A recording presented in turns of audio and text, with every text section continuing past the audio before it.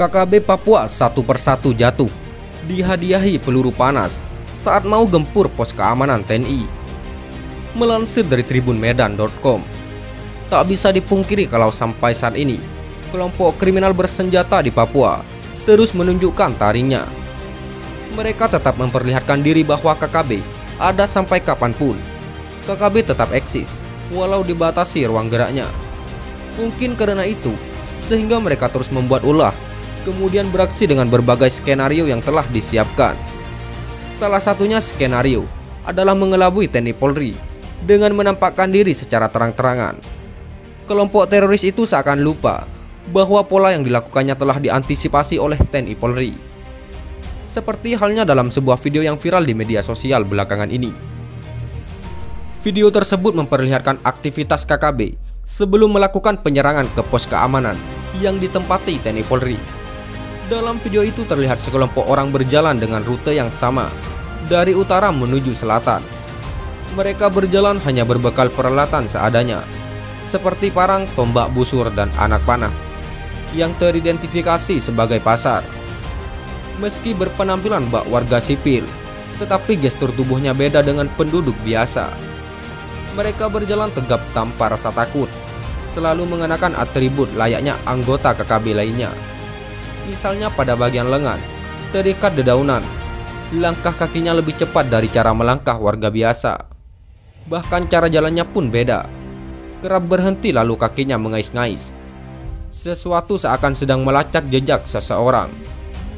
Semua pergerakan KKB tersebut terpantau dari teropong yang dipunyai prajurit bela negara, yakni TNI Polri.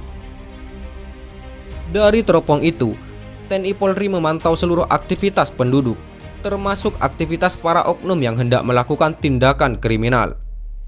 Dari pantauan itu terlihat sekelompok orang berjalan beriringan menuju selatan. Tak diketahui dari mana datangnya kelompok tersebut dan hendak kemana mereka berpergian. Tapi pada hari pertama pantauan TNI Polri, kelompok itu berjumlah 5 orang.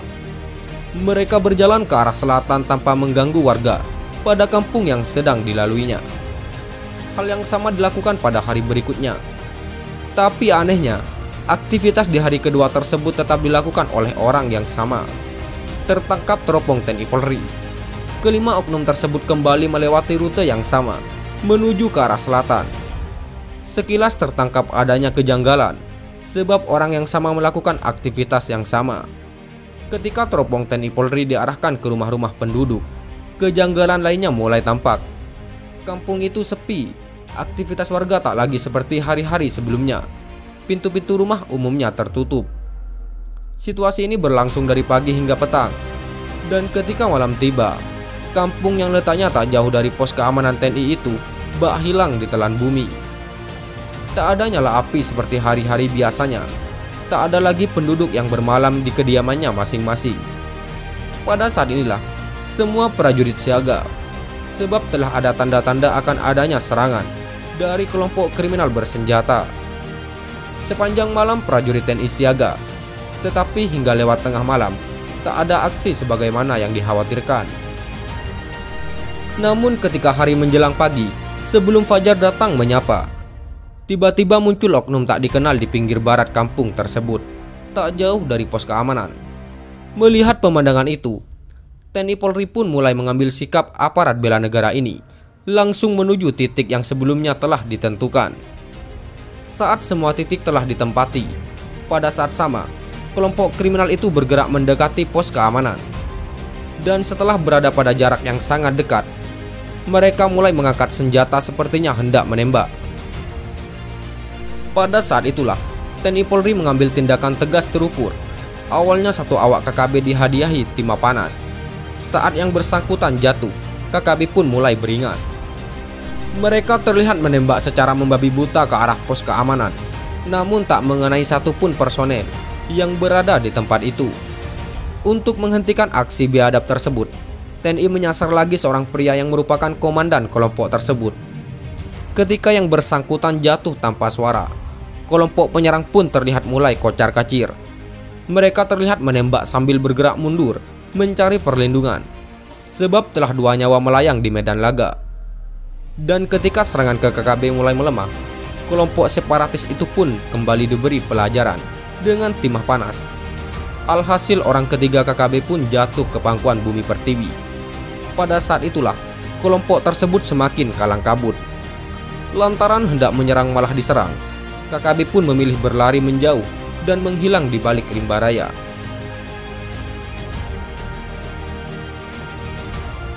Beberapa waktu kemudian, terlihat asap mengepul di kejauhan sana. Tak bisa dipastikan apakah kepulan asap tersebut sebagai tanda para korban mulai didoakan, sebagaimana tradisi pemakaman warga di daerah itu. Tak dapat dipastikan pula apakah kepulan asap itu sebagai bagian dari ritual pemakaman bagi 3 awak KKB.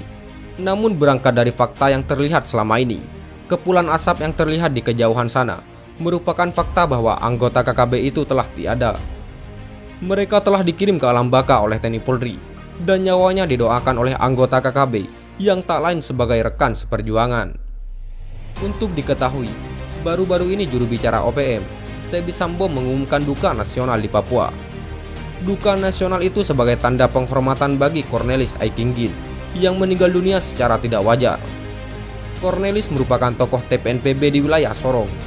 Sosok tersebut ditemukan dalam kondisi meninggal dunia secara tidak wajar. Atas peristiwa itulah, juru bicara OPM Sebi Sambo menyatakan kematian Cornelis sebagai duka nasional bagi bangsa Papua. Sekian dan terima kasih. Jika ada salah kata, kami mohon maaf. Jangan lupa like, komen, dan subscribe.